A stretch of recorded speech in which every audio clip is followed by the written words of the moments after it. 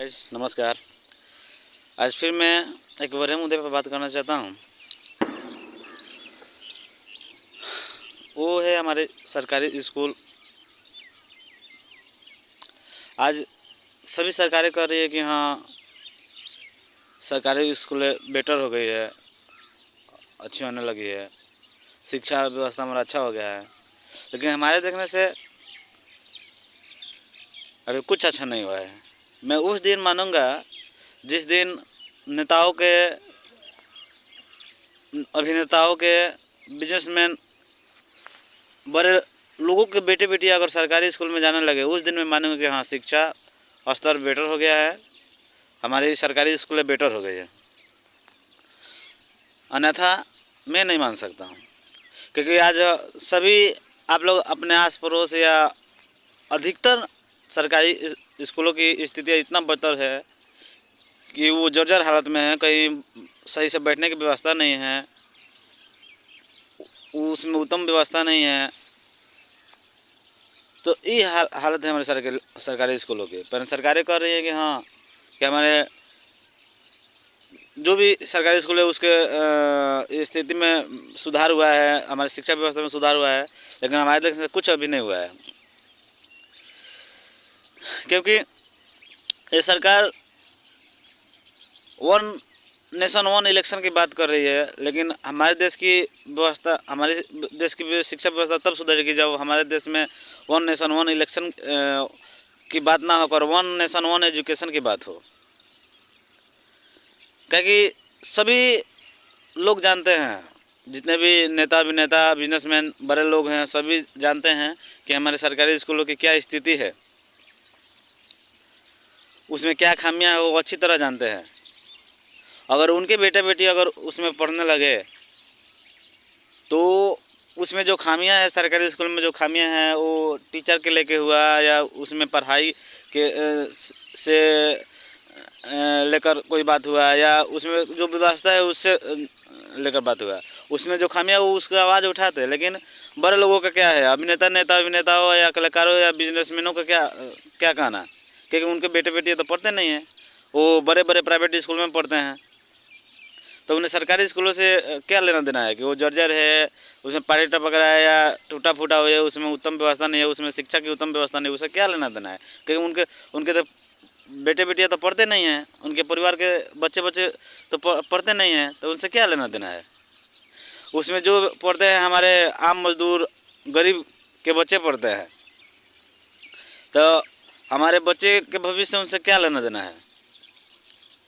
तो मैं इसलिए कहता हूँ कि हमारे देश की स्थिति, शिक्षा व्यवस्था उस दिन मैं मानूंगा कि सुधर गई जिस दिन नेता के बेटे बेटियाँ, अभिनेताओं के, बिजनेसमैनों के, बड़े लोगों के बेटे बेटियाँ अगर सरकारी स्कूल में पढ़ने लगे, उस दिन मानूंगा कि हाँ, हमारी शिक्षा व्यवस्था बेटर हो गई है।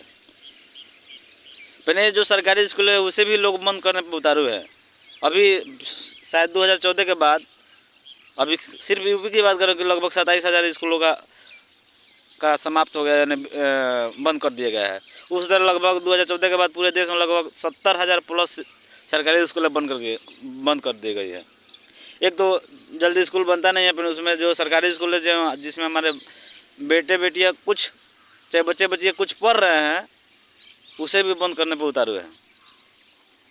तो मैं यही, क्योंकि सब प्राइवेट स्कूलों को बढ़ावा दे रहा है, क्योंकि अच्छी तरह जानते हैं कि हाँ, हम यहाँ आप अच्छी तरह जानते हैं कि हमारे घर के बेटे बेटियाँ प्राइवेट स्कूल में हम नहीं पढ़ा सकते हैं। मैक्सिमम अगर एक को पढ़ा सकते हैं, लेकिन सभी को प्राइवेट स्कूल में नहीं पढ़ा सकते हैं। क्योंकि अगर कोई भी कितना भी गिरा हुआ प्राइवेट स्कूल है ना, उसका लगभग महीना में लगभग 700 से 900 मंथली है, जो कोई एक आम मजदूर नहीं खर्चा कर सकता अपने एक बेटे बेटिया को। वो सब प्राइवेट स्कूलों पर बढ़ावा दे रहे हैं कि हाँ, सब धीरे धीरे सरकारी स्कूल बंद होकर प्राइवेट पर हो जाए कि हाँ, कोई आम गरीब मजदूर के बेटे बेटियाँ नहीं पढ़ रहे। ऐसा ही हमारे बच्चे नहीं पढ़ रहे हैं। आप लोग अपने बच्चों को नहीं समझा रहे हैं, उनके भविष्य के बारे में नहीं सोच रहे हैं, उसे स्कूल नहीं भेज रहे हैं। ऐसे ही सरकारी स्कूलों में, पर अगर प्राइवेट हो जाए तो और हमारे समाज के लोग नहीं भेज पाएंगे। तो इसलिए सभी को जागना पड़ेगा, इस बात पर सोचना पड़ेगा कि जो भी है सरकारी स्कूल है उसमें अच्छी व्यवस्था हो, अच्छी पढ़ाई हो, इस बात पर सोचना पड़ेगा। अपन जो सरकारी वन नेशन वन इलेक्शन की बात करिए, वो वन नेशन वन एजुकेशन की बात हो। जब वन नेशन वन एजुकेशन की बात होगी, सभी को एक बराबर शिक्षा मिलने लगेगी, तो सभी को नज़र होगा, सभी को नज़र में होगा कि उसमें जो खामियां है उसे पूरा करे। पर खासकर बड़े बड़े लोग आवाज़ उठाते हैं तब जाके कोई मुद्दा बड़ा बनता है। हम आप तो चिल्लाते रह जाएंगे, उसका कोई सुनवाइया नहीं है, क्योंकि ऊपर से नीचे लोग बड़े ही लोग बैठे हैं। उसे कोई हम लोग को आंदोलन करने या जो भी करे चिल्लाए, उससे कोई फ़र्क नहीं पड़े। लेकिन वही जब बड़े लोग आवाज़ उठाते हैं तो उसका सुनवाई होता है। तो इसलिए मैं कहता हूँ कि उस दिन हमारे देश की शिक्षा व्यवस्था सुधर जाएगी या स्कूल की स्थिति बेटर हो जाएगी, जिस दिन हमारे देश के सरकारी स्कूलों में नेताओं के बेटे बेटियाँ, बिजनेसमैनों के बेटे बेटियाँ, बड़े वर्गों के बेटे बेटियाँ सरकारी स्कूल में पढ़ने लगे। उस दिन मैं मानूंगा कि हमारी शिक्षा व्यवस्था सुधर गई है, अच्छी हो गई है, हमारी सरकारी स्कूलें बेटर हो गई है। अन्यथा मैं नहीं मान सकता कि हाँ अभी अच्छी हुई है,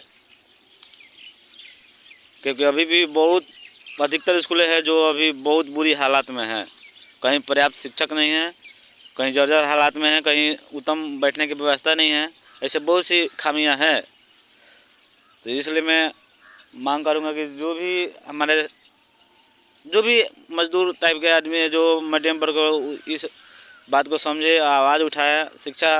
क्योंकि शिक्षा एक ऐसा माध्यम है जिससे हमारे जनरेशन में, हमारे भविष्य में, हमारे परिवार को सुधारा जा सकता है, अन्यथा नहीं सुधार सकते हैं बिना शिक्षा के। क्योंकि डॉक्टर भीमराव अंबेडकर जी का कहना था कि शिक्षा उस श्रेणी का दूध है जो पिएगा वो डहारेगा। पर वाकई अगर जो शिक्षित है, मैं नहीं कहता कि हाँ सब किसी को नौकरी मिल जाए, लेकिन अगर उसके अंदर शिक्षा रहेगा, उसके अंदर समझदारी रहेगी, तो उसे कोई बरगला नहीं सकता, उससे कोई गलत राह नहीं धरा सकता है। तो इसलिए मैं आप लोग से भी आग्रह करूँगा कि अपने बच्चों को पढ़ने के लिए भेजिए, जिस तरह हो। अरे खाने पीने में दुलार कीजिए, लेकिन पढ़ाई में नहीं, उसे मार कर भेजिए। जिस तरह हो उसे भविष्य सुधारिए, अपने स्कूल में भेजिए। जो भी है, मान लीजिए प्राइवेट में कम से कम सरकारी स्कूल में तो भेजिए। तो सबसे बच्चे का अगर भविष्य सुधारना है तो माता पिता को अपने बच्चे के प्रति कठोर बनना पड़ेगा। उसके भविष्य सुधारना है तो उसे कठोर बनिए, उसे दिखाइए कि हाँ उसमें उसके बच्चे के प्रति हमदर्दी नहीं है। कपड़ा लाते पर नहीं अच्छी बात है, लेकिन कम से कम उसे शिक्षा में कोई कमी मत दीजिए। उसे जिस तरह वो समझे उसे समझाइए,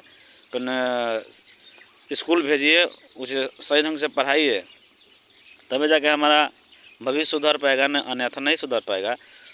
अगर मेरी बातों को से किसी को ठेस लगे तो मुझे माफ़ कीजिएगा, अगर मेरी बातों को सही लगे तो उसे लाइक शेयर फॉलो जरूर कीजिए। जय हिंद, जय भारत।